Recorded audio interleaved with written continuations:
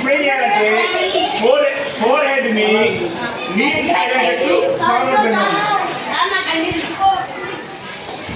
Hands కూడా స్టిఫ్గా ఉంచాలి.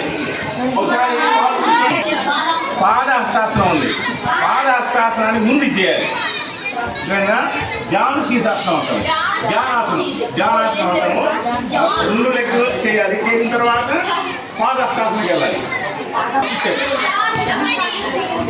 ఫస్ట్ స్టెప్ ఇంటి దగ్గర ఇంకా చక్కగా చేయాలి. చూడండి, ఈ లెగ్ ఫోల్డ్ చేయకూడదు. జాగ్రత్తగానండి. మీరు చేయొచ్చు, నేను చేసి చూపిస్తాను మీకు.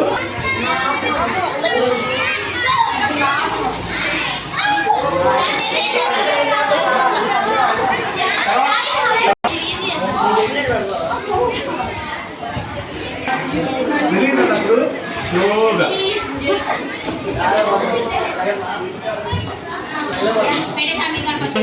స్లోగా